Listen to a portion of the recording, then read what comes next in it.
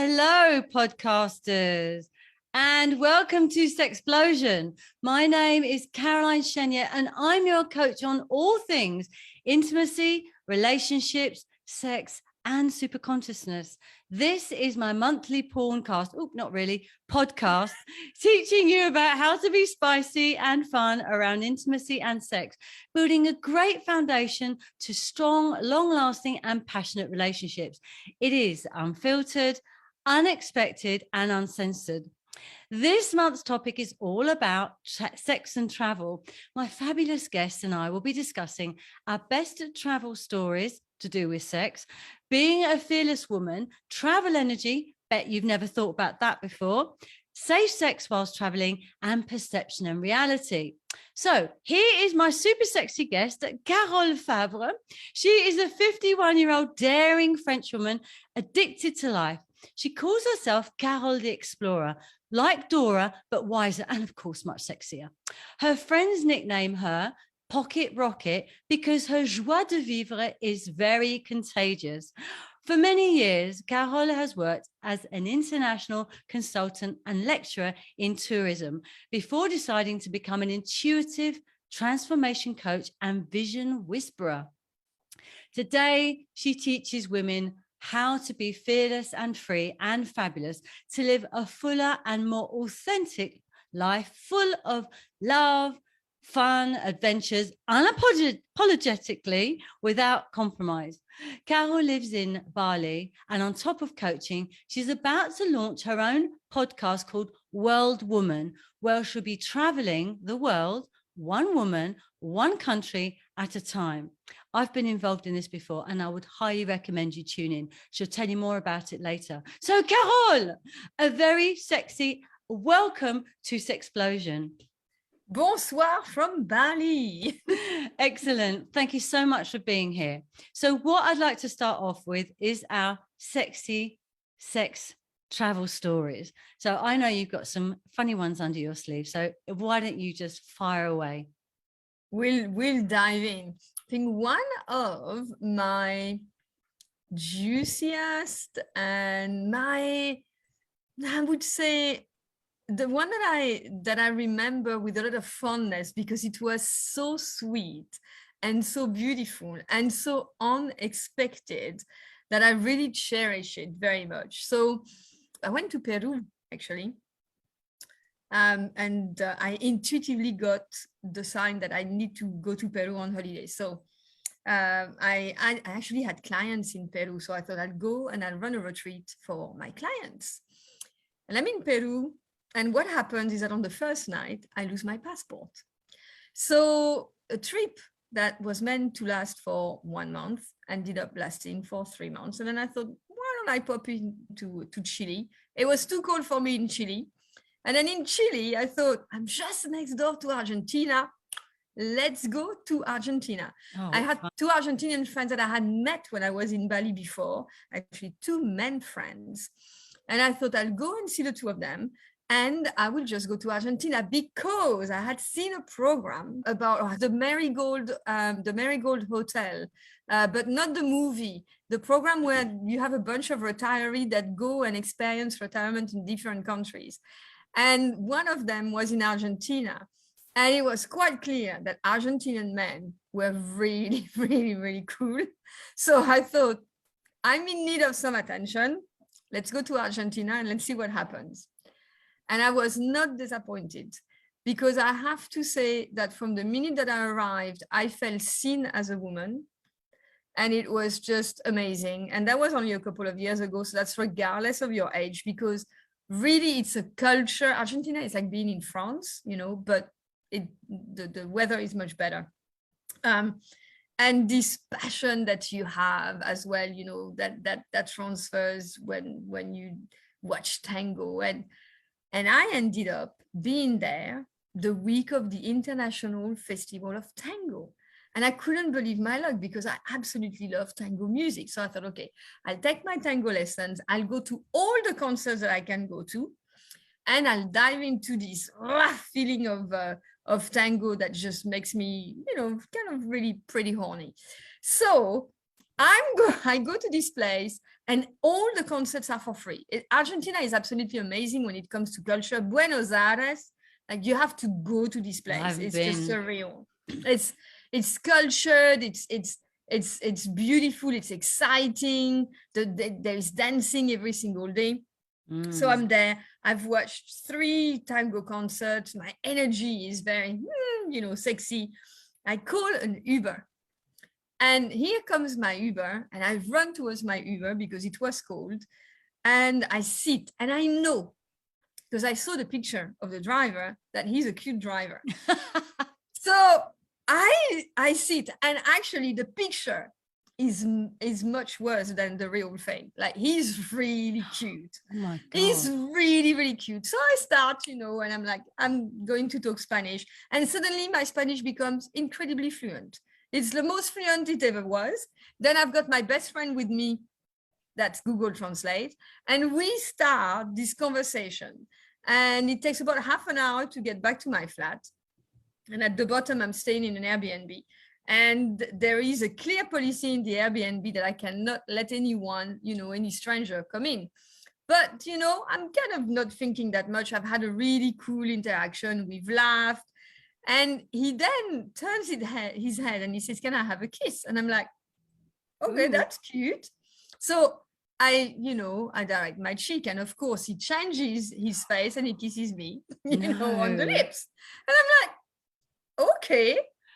And then he asks me, I'll be lapping it up. Can I take you to have a coffee? And I think, you know what? I don't have anything else to do. Of course, I'm going to go and have a coffee with you. You're nice. And it's this thing about feeling someone's energy. I could even, before he arrived, I knew from the picture that he would be a nice guy. And he took me to the cafe. He parked his car. He opened the door. He then pulled a chair. We ordered a cafe. We had cake together. Then he asked me whether he could walk me around the neighborhood, and could he hold my hand? And it was like, what a gentleman. He was such a gentleman about the whole thing. And I felt like I was this all on Google Translate, by the way? Were you just no. Because you started speaking. I mean, to be quite honest, about 70% of the conversation was on Google Translate. And then we went and we walked around, and he brought me back to the bottom of the apartment where I was living. We said goodbye because I knew that the rules were very strict, and I'm always very respectful. It's not my home. Yeah, so I respect that. But I really wanted to take that a little bit further. So I then got in touch with the owner of the property, whom I knew was the coolest gay guy. What, you mean there and then you contacted the property owner? Yeah. And but I said, listen, I'm thinking of having a little bit of fun. Can I bring this guy in tomorrow? I was just like, no, I'll do it tomorrow. He was like, Carol, I know you. I totally trust you. I do that for young people, but you're much older. You know what you're doing. By all means, go and have fun. And so I invited him to come. And then he brought me a little chocolate to the heart. It was so cute. I never get presents like that. And okay, well, he was much younger than me. Yeah? I've had that a few times, and that should never, ever stop you. And then he proceeded on repeating the whole story about how we met, what he felt the minute that he saw me running towards his car. It was so beautiful. It was so romantic. And I had to go through all my feelings, and he went through all his feelings. And then we went into the bedroom, and then he started undressing me. And he went around me, and he was like, oh my God, you're so beautiful. Oh, you're so beautiful. You're so beautiful. What a charm. And I was in my head, thank you for women. Thank you for mothers in Argentina. You're doing such a good job. Thank you. Argentinian mothers know how to raise their children. And we had a great time. And he's younger, so I taught him a few things, and we had fun. And it was just so sweet and so soft and so lovely. That's what I get. Like, it was just lovely to be adored like like a goddess, you know. Oh And my God. I have to tell you, I met loads of other Argentinian men, and Argentinian men, they just have so much respect for women in that way. Don't expect to marry them. Like, you exist for them in one evening, and then they'll probably be with another woman the day after. That's not the point. The point is just ravel. You made to feel like a princess, just, weren't you? Like a queen. exactly. It's such a beautiful experience. So yeah, kudos to the mothers, and it was highly enjoyable. Oh, I think all our listeners need to go to Argentina, don't they, to get that kind of sexy, special feeling. Well, it wasn't that special for me, that's for sure. Although, you know, the one I'm going to tell you about is when I went to the music festival. I went with 20, right, my friend Q, his 20 men, and they were, out of those 20 men, there were 2 couples, and the girls, I never saw them. I was with these boys constantly, and you know me, I was just like having an amazing time. And one of them came into my tent because it's raining, and I tell you what, he did things to me which I didn't expect a young man to do. Like, he literally just pulled up, you know, at the front, just pulled it up, and I'm like, no one's ever done that to me before. And bearing in mind, I'm like, how old am I then? I'm over 53 by then. I'm sure I am. No, I'm not. I'm about 48, something like that. Anyway, I often go off on my own, right? That was just then. He didn't try anything on, which is like really good, because all the other men were all in their tents around us. And the fact that we didn't do it meant I gained my respect. So that was really good. But I then went off on my own because I like to do that. And I met the most gorgeous fireman. Oh my God. He had a washboard stomach. I had to lick it. I had to lick it. He didn't have a top on anyway, so it's fine. It was hot. It was a summer. And so anyway, he was about, how old is he now? He's 25, something like that. And he's with his dad and his mates. I'm like, and of course his dad liked me. It's like, obviously I wasn't going to go for him. It was the boy, you know, the young one. And so eventually I had to sort of hint that it wasn't you, mate, because obviously we're the same age, you know. Fun. Anyway, we honestly, it was my last night. This was the one time I was with him. It was the last night, and we were going to pack up the next day to leave, but I couldn't just, you know, go back to my tent. I went back to his tent, and they were all around. Everyone was in their tents around, and I'm afraid it was just, everybody knew what was going on, and he was a bit noisy as well. I was trying to be quiet, but honestly, I had such a good time. And oh my God. And then the next morning I had to run out because I didn't want anyone to see me. And when I got back, everybody had literally finished packing up, and it was just me with my tent and everything. I had to take everything apart, and it took, if you've ever been to Tomorrowland, this is where I was. It takes a whole half an hour to get to the car, a whole half an hour to get back. And it took 2 or 3, can't remember if it was 2 or 3. I tried to carry as much as possible. And I don't even like carrying a handbag. So I was carrying all this stuff all the way to the car and back. And to be honest, it was just hell on earth, that last bit, but it was worth it. It was worth it to have that experience. Oh my God. So anyway, I have to just say as well that meeting Greg was a travel sex story as well, because I mean, I can't go into the story now because we probably won't have any time, but I will one day. If people want it, just let me know. But he rejected me 3 times, right? 3 times. And at the end, I just said, he said to me, yeah, I'm going home now. I'm like, is there anything you want then? Because he'd actually said to me earlier on that he wanted to kiss me, but it was too early. I'm like, what? I'd never been refused before. What's going on? Too early? What do you mean? You're here in south of France from Paris. I'm here from London just for the weekend, and it's too early. I thought, okay, maybe he's really respectful, right? I thought, okay, cool. So anyway, at the end of the night, I said to him, when he was going early, I said to him, is there anything you want then? He goes, no. And I said, are you sure? I'm thinking kiss, right? And he goes, I said to him, are you sure? And he goes, yes, I'm sure. And I said a 3rd time, are you sure there's nothing else you want? No. I said, okay, kissed him on both cheeks, no COVID in those days. And he went off down the garden. His brother came chasing after me and said, Caroline, he's leaving. I said, I know, he's just told me. He said, no, he wants to go home with you. I said, no, he doesn't. He's just told me he's tired. No, Caroline, he's not. I said, look, I can't go after him because, look, you're going to do this. You're going to go after him. You're going to stop him and you're going to say, come home with me, Greg. I said, how do you know he's going to say yes? He said, Caroline, I'm telling you he's going to say yes. Go now before he goes, because he's going to go into an apartment with his mum and dad.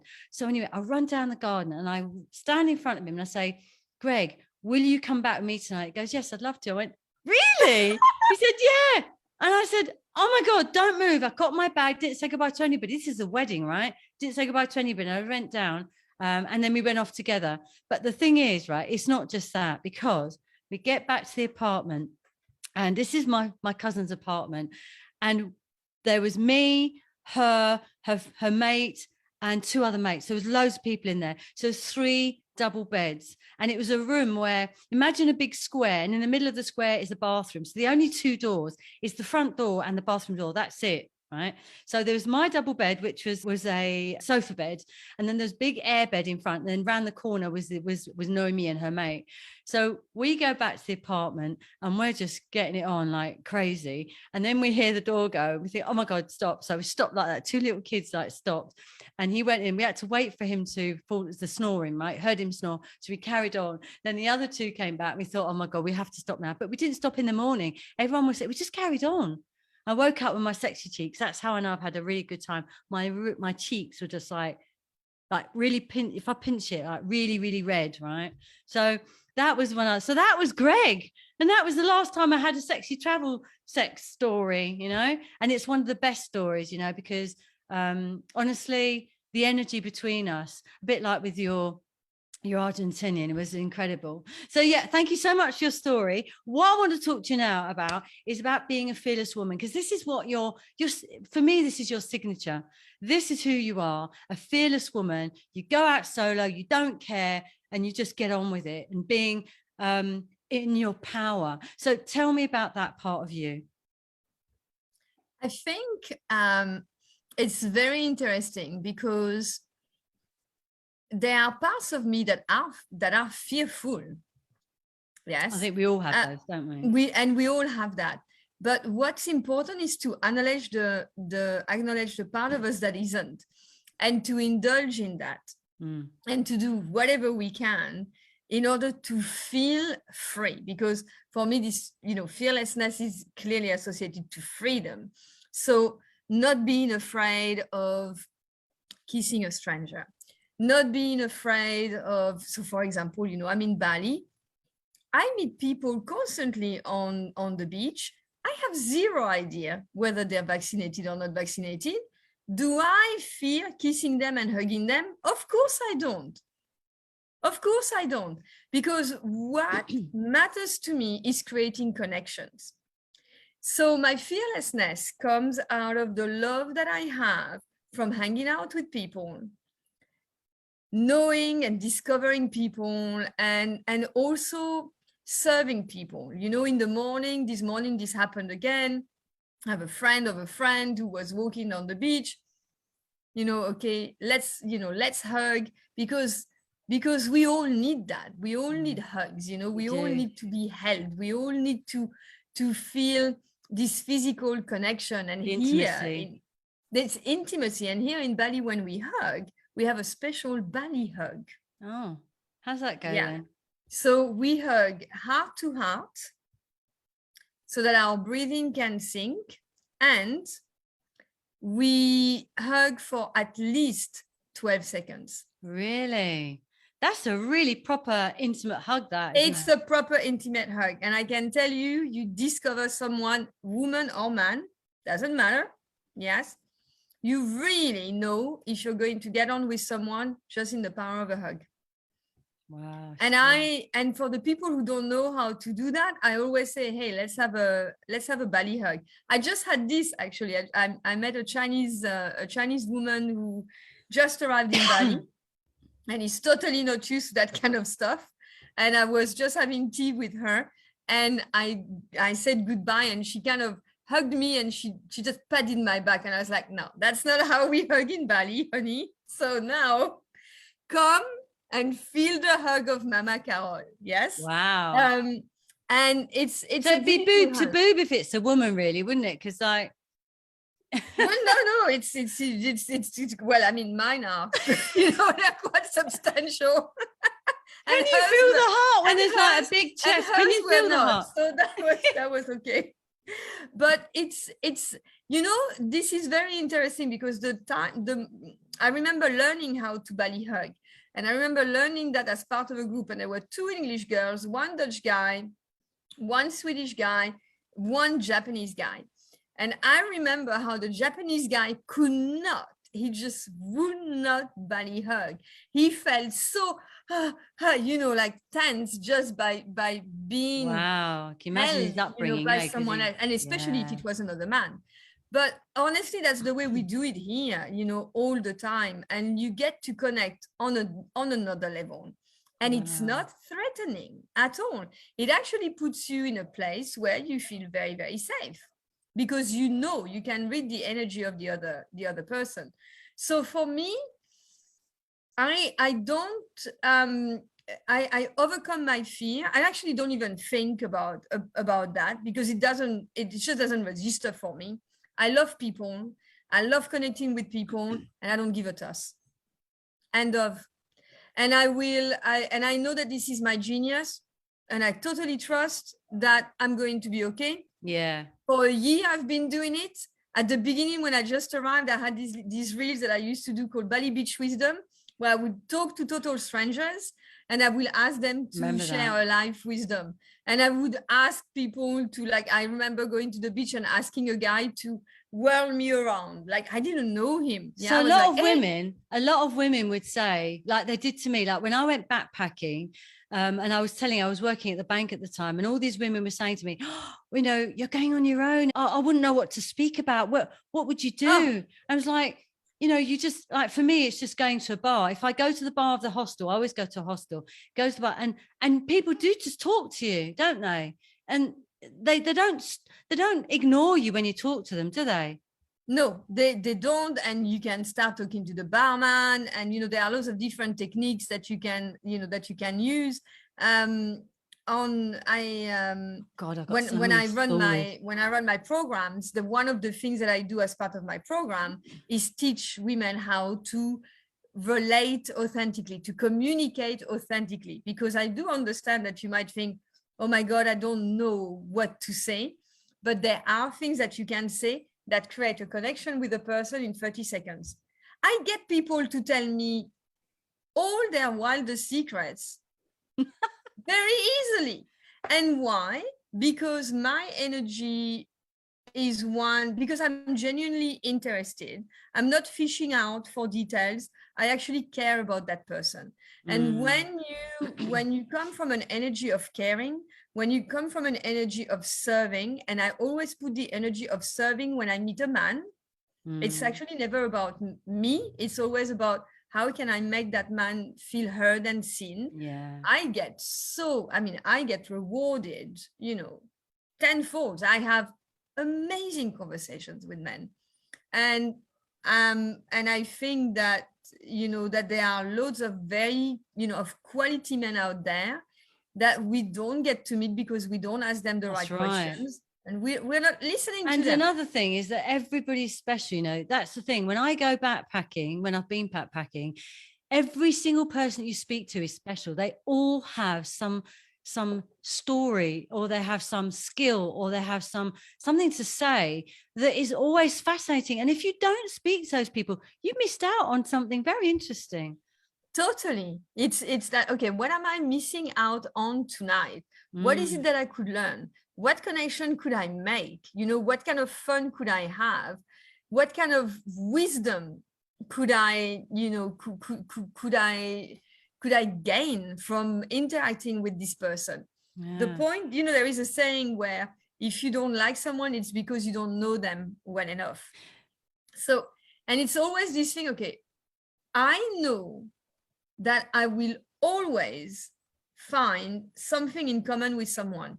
It can be someone that I totally disagree with, politically speaking, but there will be a part of their life they've suffered, they've had a breakup, they've had kind of same experiences as me around loss. There is always a connection around pain and hurt that we can communicate on, that we can connect on. And so when it comes to energy, now that's a really big area that people don't really even think about, you know. And when you first mentioned to me about the energy of a country, it's like, yes, of course, when you step off the plane, you feel that energy, don't you? So tell us more about that. Well, a lot of people do what I call yo-yo holidaying. So they go on holiday, they have problems, they want to forget about their life, they want to forget about their, you know, they want to forget about their husband if they're unhappy, or their ex-boyfriend, or they want to forget about their job because it's really too stressful. So whatever they want to get out, whatever they want, they escape, yes, they go to a place. And what they normally do is what's cheap, or what's, oh, you know, I'd love to go there, that's fine. But they don't really ask themselves what I think is the most important question. What is it that I need right now? What are my desires? And which country has the energy that is going to match and align with my desires? Wow. So I knew when I came to Bali that I needed more spirituality in my life. Yes, I knew intuitively, by the way, because I didn't first come to Bali for that. I came to Bali to set up a new business. And then I realized that I was at a really bad time in my life, and I realized that I needed a lot of healing. And actually, I was in Bali to heal. And that was very important. And when I did some healing and I was ready to get back onto the markets, then, you know, Argentina called, Latin America called. Yes, and I didn't go for that. But the minute I arrived in Peru, I saw men looking at me, something that I had never seen before. Then Chile was the same. Then Argentina was the same. And I thought, wow. And then the next place I went for work was Benin. You know, it was Africa, and the African continent is charged. Yes, it's a highly vibrant, charged continent that really gives you the attention of men. And I worked with a group of 8 men, and it was amazing. It was just beautiful to be their teacher and to create a beautiful relationship with them. But how do you know what country is going to have the right energy for you? Well, yeah, you need to practice intuition. Right. Well, there's another way, is there?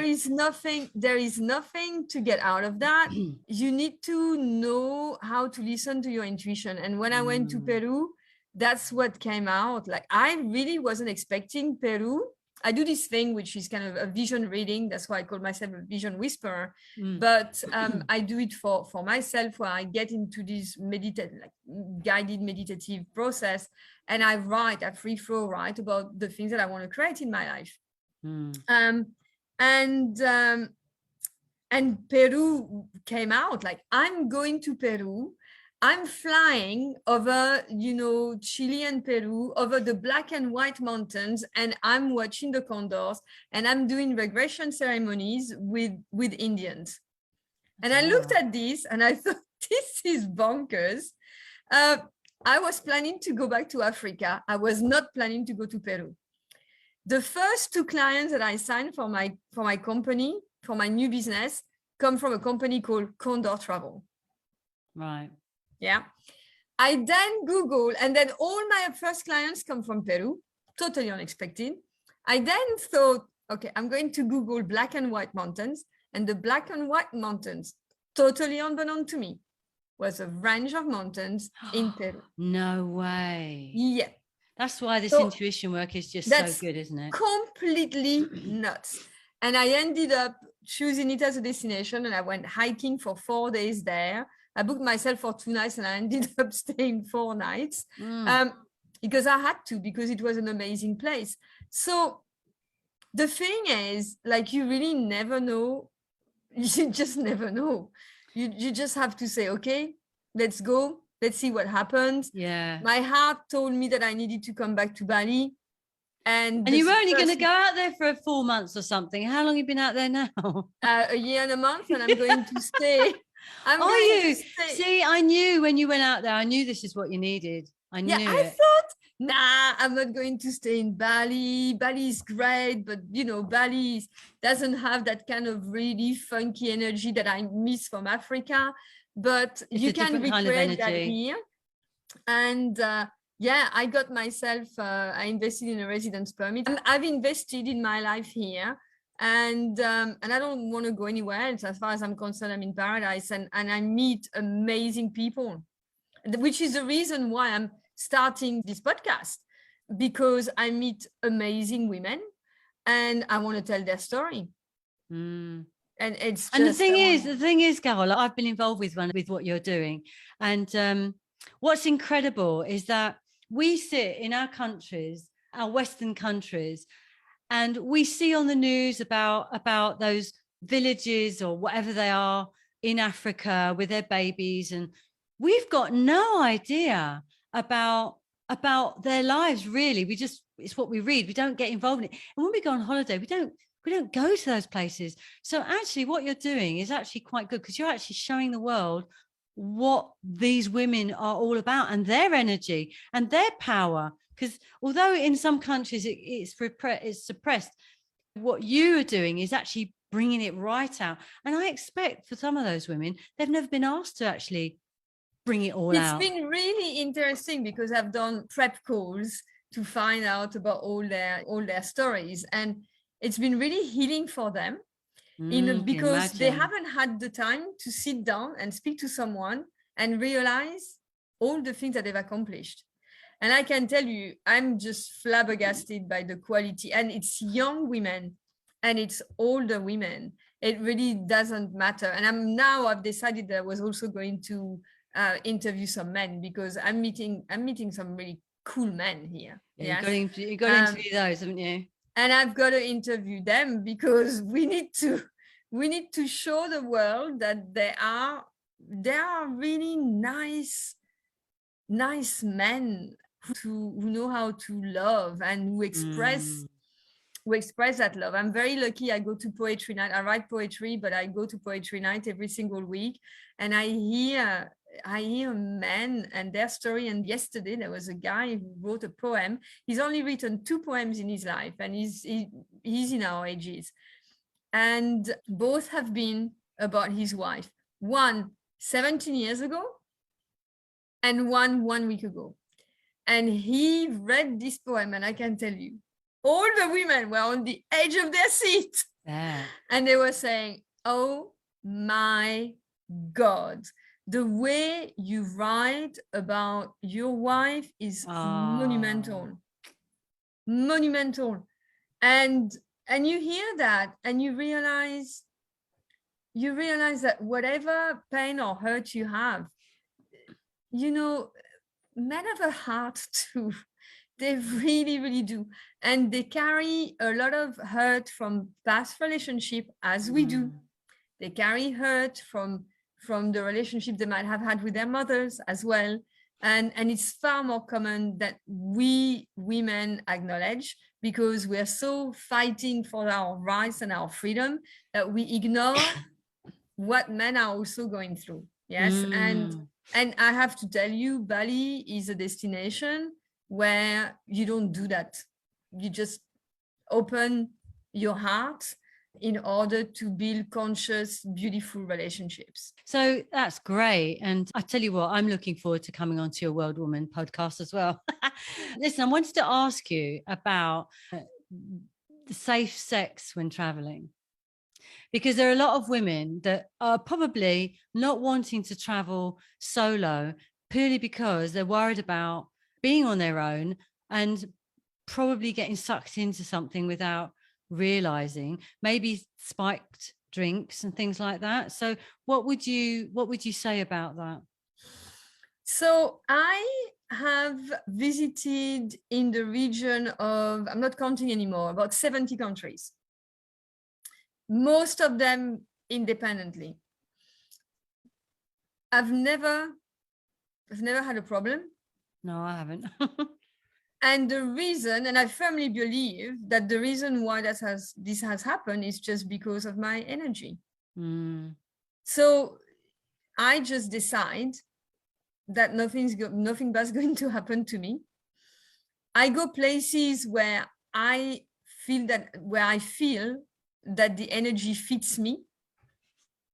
And I speak to people that I am attracted to, but that means that I totally trust my judgment. Mm. Actually, again, the energy, you're right, because, I remember when I was in South Africa, I was in Durban, and there you can walk down a road and think, it doesn't feel right. The energy's not right, is it? You feel it. And people just think, it's just a gut instinct, but it could be just a gut instinct, but it's also the energy. And I walked down the same road as someone else, and they got mugged and I didn't. They had their back. In fact, they chased after the bag. That was dangerous to chase after the bag, but somebody actually saw they were chasing and stopped the bloke who was with the bag, and they got their bag back. But I walked down the same road. Nothing happened to me. It's really crazy. Listen, I specialized when I was an international consultant. I specialized in small countries and developing countries. So I have been to places where few women go to on their own. I've been to Saudi Arabia. I've been to Timor-Leste. I've been to South Africa and Lesotho. And I've been to Haiti. And I ended up spending, I think, 4 months in Salvador de Bahia in Brazil. Salvador de Bahia is one of, if you look at the statistics, the most dangerous places that you can live in Brazil. And you went? Yeah, I went because it's also the African capital of Brazil. 70% of the population is Black. It's got an amazing culture of candomblé. It vibrates my energy. This is what I love to do. I walked in the evening on my own, even at night. I remember going by the beach, going back to my flat, never a single problem. Did I walk with my bag clutched onto me? No, of course I didn't. I walked as if I was a local. Never got any issue. It's the fear, you know. Animals sense your fear. Predators sense your fear. So people who know how to target you, criminals, they actually sense the fear, and that's it. So I've never had any issues when it came to that, because it really is about sensing where am I safe and where am I not. And I remember I had much more issues when I was living in Essex, finding a pub where I would feel comfortable. And I remember entering pubs and just like, nah, not me, not my. Yeah, it doesn't feel right, does it? Do you know what? Doesn't feel right. There's a woman in the bank when I was going backpacking, and she said, Caroline, why are you going to South Africa? Have you read the government website about South Africa? You can be raped, you can be murdered. She sent me the link. But you know what? I still went. I just thought to myself, I actually rang a couple of people, and they said, because they live there, friends of mine. And they said, look, my mum goes out. Yeah, they've got like fences and like they've got barbed wire around their compound or estates, wherever they are. And he said, yes. He said, we do have that. He said, but my mum and my sister, they go out and they don't have any trouble at all. So it really is up here, isn't it? It's all about feeling and like what you tell yourself. You tell yourself you're going to be attacked. You will. They always say, be careful what you wish for, because unreal people don't realize when they say that they're actually talking about their subconscious mind, and you can create your reality by what you think. So absolutely, totally. You know, I was in South Africa. I went running every single morning on my own in the neighborhood, but I was in a safe neighborhood. but I made sure it's kind of, you get in and you think, yeah, I feel safe here. That's good. Yes. And that really helps. And I also travel in a way where I like to spend time in destinations. So I like to get in around the neighborhood, and I like getting an Airbnb, not a hotel, and going to the local shops and making it known that I'm around, and being nice to people. If you're nice to people, if you talk to people, being people kind doesn't hurt, does you. it? You're going to be protected in some way. Yes. Yeah. So that's also very important. If you're just in the shadow, if you don't interact, if you're not laughing, like I go to poetry night, it's in a cafe, I'm on kissing terms with the waiters. Do you know what? It's really funny because a friend of mine, when I worked at O2, when I left, I kept in touch with her. And she was somebody who could never find anybody. She was very shy. And I thought, and she rang me up one day and she said, Caroline, I've been made redundant. I said, brilliant. She said, really? I went, yeah. I said, how long have you been there? 10 years. That's loads of money. That's some. Caroline, she was not expecting that. And I said, God, with that money, you could go traveling. You could go traveling and do what you've always wanted. Because, gosh, I never even thought about it. She goes, Caroline, you're the only person that's ever said that to me. All of them saying, oh, no. I said, no, listen, one door closes, another one opens. Brilliant. So she went. And she had an amazing time. She became a skipper. So she did a lot of sailing around the world too. That's amazing. I know, amazing. So I thought to myself, fantastic. She's bound to have met someone, right? So we go and meet up in Windsor and we go to this oldie woldy pub. And there's this great big, like a cottage dining table, great big one like that, where four of us sat. So there's me and her. And then there was an American woman with an Englishman, or the other way around. And anyway, after a while, I involved them in the conversation. I just said, oh, you don't sound like you come from around here. And that was it. We all started talking together and we said goodbye and we left.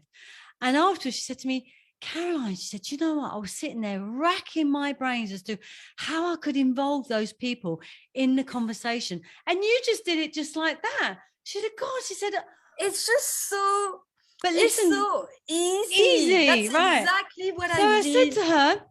I said to her, what were you doing when you were traveling? Well, it must have been about 6 months that she was traveling, or it could even have been a year. I said, well, I'd get my book and I'd go and read. And I said, but you've got "Don't Talk to Me" written on your head. Why did you do that?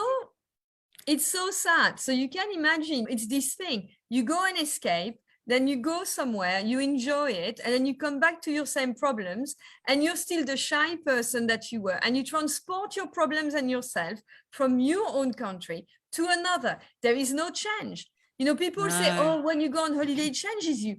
No, it doesn't change 99% of the people, because the only thing they do is transport themselves with all their limitations into another country. And then they go back and they yo-yo. And we do that. And we do that all our lives. Oh, and that's what you mean by yo-yo, isn't it?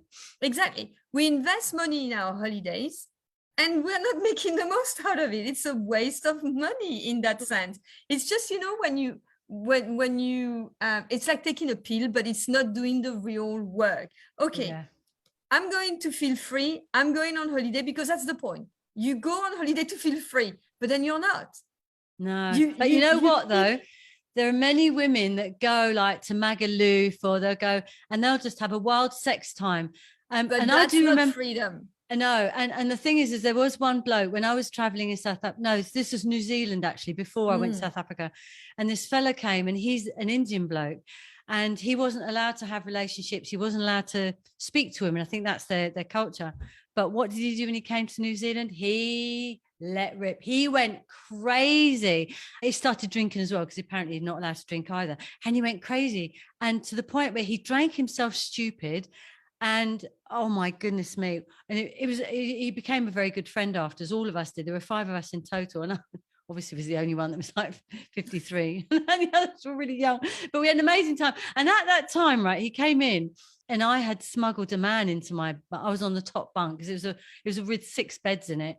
And I smuggled him into the top bunk. And I went, shh. And I said, go down as deep as you can on the bed so they couldn't see. And he came and he just started weeing on the bed. He just started pissing on the bed. So I had to just tell him to. I tell you what, there's so many interesting stories. But listen, I wanted to ask as well, before, because we're running out. In fact, we've almost run out of time. I want to talk to you about perception and reality. Yeah. Because that's the same, it's on the same lines, isn't it? Once we've done that, then we'll talk about your giveaways and your social media links so everybody can contact you. So just tell us about the perception and reality. Well, when we go abroad, we perceive, you were saying about, oh, we have this perception about the people that we're going to meet, yes, how they're going to be, or the cultures that we're going to encounter. And when we do that, we exist inside of judgment. It's assuming, isn't it? And we assume. So because we assume, we create that reaction to us. Instead of assuming that people are nice, we're assuming that we have to be guarded because we're women and we must be careful. So you can imagine you spend your entire holiday being guarded, yes? Yeah. And doesn't let your power out, does it? Your power doesn't come out. It totally. So it's not taking away the fact that you need to be aware, and I'm saying again, of, you need to be aware of your environment. You need to know whether when you come in, and that's very different. You need to be very, very careful about not mistaking instinct from intuition. Your gut instinct are all about perception. They're all about, oh, it looks unsafe. Why? Because it's not familiar. It doesn't mean that it's unsafe. Yeah. Your intuition is the one that talks to you and tells you, yes, it feels safe, because your intuition works outside of fears, but your instinct is ingrained into your body. So for example, I grew up in a very silent home. So everyone that bangs the door, I'm like, like this, that's instinct. Is it dangerous? No, it isn't. Mm. And I'll give you a perfect example. I was reading this amazing book about cultures, different cultures in business. And the writer is an American woman who has a French husband. And for the first time in her life, gets invited to a French dinner. Now, this is an experience where everyone, and you will know, talks at each other. We have political discussions. We're not afraid of blood on the carpet. But it doesn't matter. It's just like, regardless of what people say, we love each other. And that's what matters. We just have a discussion because we are a debating culture. And this American woman looks at everyone and thinks everyone is going to kill each other. Why? Because she's not used to that. So her perception is that everyone is angry and everyone is going to leave the house and no one is going to be friends. And then she hears people having arguments, and then she hears the lady of the house say to her friend who was having a massive argument with her friend, okay, let's go and get dessert. And she's completely astounded. She does not understand. So this is the point. Your perceptions are cultural. When you come with your perception into a different country and you judge a situation according to that, you can completely misread the situation. Completely. And then someone will do something and you will feel that it's rude, but it's not rude. It's just what they do. Yeah, that's right. It's just the way that. So true. So you've got to understand what happens, and you've got to understand what is really disrespectful in that. And there are still things that are very disrespectful and things that are absolutely unacceptable. For example, you go to Morocco, if you go to the souk, when they start talking to me, and it's one of the reasons I don't go to Marrakesh anymore, and they start calling me gazelle. It's an animal. The animal. It's an animal. It's like it's called gazelle, isn't it? Gazelle? Yeah. Okay, it's a gazelle. Yeah. And I'm like, what do you like? Who do you think you're talking to? Like, it's madam, and you're not going to say gazelle to your mother and to your sister, are you? So if I call them out, they're like, no. So you show me respect. And I would do it all the time. I do it constantly. If I think that someone is disrespectful, I'm like, excuse me, would you call your daughter? Yes, exactly. And then they know, whoa. Got to set your boundaries, haven't you? Got to set the boundaries. Set the boundaries. And then I refuse. I'm like, no, I'm not entering this. This is not fun. That's not what I want for myself. I'm not interested anymore. Yeah. And these are things that I was not aware of, because these were travels that I had. And this thing about energy that has become much more an intuition, much more part of my life when I started doing the work, when I started taking my journey into becoming an intuitive coach and in connecting with my intuition, because I think a lot. I'm a French people think all the time, they philosophize all the time. Yeah, Greg does. It's true. Well, this is who we are. This is how we are educated. This is it's like you're born with this thing inside you. It's hammered into you. Logic, mathematics, yeah, believe in facts. So it takes time, investment in money and in time to understand and learn this new language and this new tool of how to practice intuition. Yeah, exactly. It's not something that we're taught how to use at school. No, and we should. You know, I mean, there's loads of stuff we're not taught about at school. We're not taught about erogenous zones. We're not taught about emotions. We're not taught about how to communicate with each other. We're not taught about finance. That's a whole other area. But listen, I've got one more question for you before we wrap up and you tell us what your giveaways are and what your social media handles are. Is if you were able to meet you again at 18, the younger you, 18, what would you advise yourself?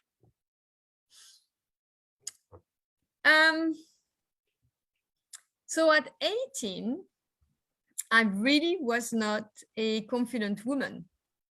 I actually would say that at 18, I wasn't a woman at all. I didn't feel like a woman. And the reason for that is that I was much bigger than what I am now. I became to my biggest when I was in 27, 28. I was up to 62 kilos. So now I'm 21 kilos, 3 stones thinner than what I used to be. Wow. But I had no understanding of the fact that I had a feminine energy. I saw myself as a clown, really. Wow. more that, which I think this is what a lot of different now. I'm completely I'm completely different. If you saw pictures of me, well, I've seen you. And you just don't look like the same woman. You don't. No, and I don't look like no. And I'm not. And as a result of that, I was seeking the attention of men for the wrong reasons.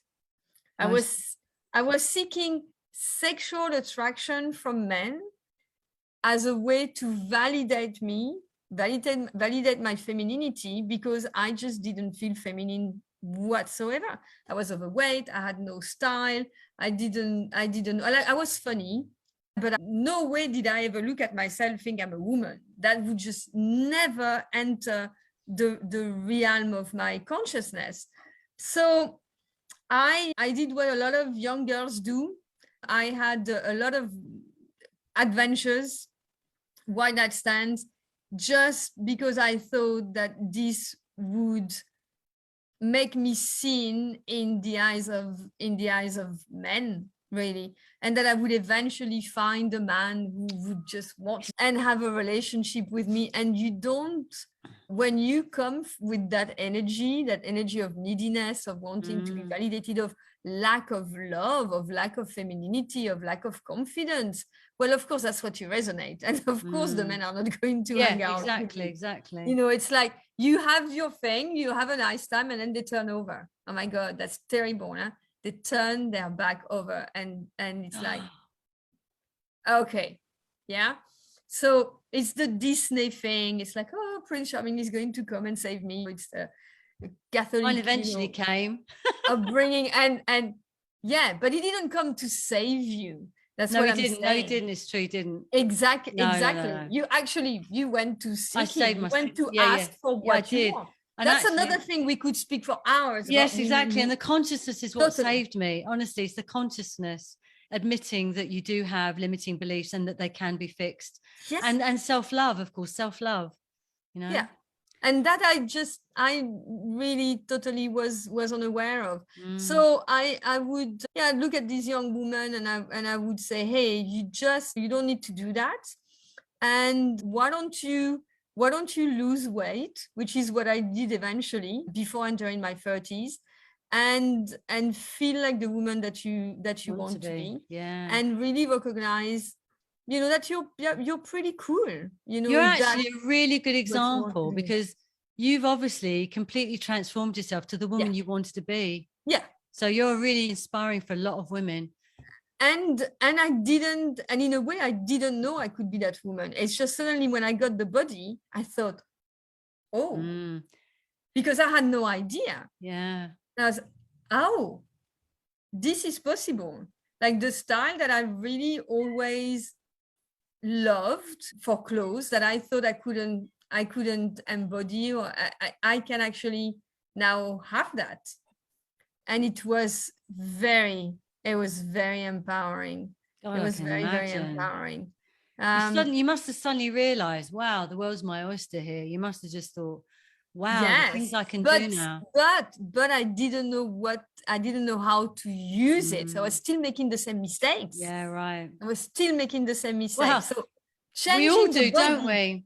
Exactly. Changing my body was great because I suddenly became another person, and there were other things that came out that were dormant, and that worked for me. But I was still making the same mistakes because I still had the same insecurity deep down. Changing your body doesn't deal with exactly your the unconscious mind. Yeah, the unconscious mind is still so I had to do the whole work, and not to say that this disappears, because I think it's always part of yourself, but to go full circle, that fearlessness, it's an acknowledgement that I have fears. I just decide not to listen to them. It's a bit like me. I gave myself permission to enjoy sex. I was in the middle of doing it with my favorite puck, and on all fours, and I had dressed up for him. I just opened the door like this, and he was like, oh, like that. And I remember thinking, I'm just going to let myself go here. I gave myself permission to let go, and I had no idea how I was suppressing myself until that moment. See, my God, when you make that decision, no, it's when you make the decision. Exactly. And we could talk about some of the stuff that I've done in Bali around that, and some of the healing modalities we've. Well, you're going to have to come back now. We'll have to write those. I'm going to have to come back. There's so many stories and there so definitely much to talk about. Well, listen, I really, really appreciate you taking your time out to come and be on this podcast today. I would like you now just to tell us what your giveaway is and give us your social media links. So I'll start with the social media link. So it's Carol_the_explorer. Like what's written on Zoom here. Yes. So exactly like Dora, but as you said, wiser and sexier. And and you can also find me at Carol the Explorer on YouTube. So and when I start the podcast, I'll be doing more posting on YouTube on my channel. But there are already enough videos to watch and to travel with me. It's called Travels Around My Bedroom. Oh, so yeah, they're great. If anyone listens, if you go, because they're really interesting. Everything that Carol has collected from all those countries all got a story and got an energy about it. So it's really interesting.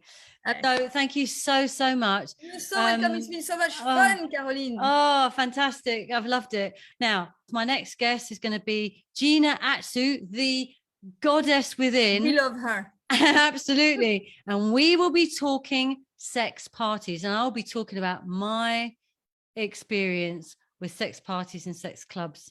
So that will be a very interesting one for everyone to tune into. So thanks again, Carol. Thanks a lot, everybody, for tuning in. And I'm out for this week, and see you next month. Bye. Goodbye, everyone. Bye.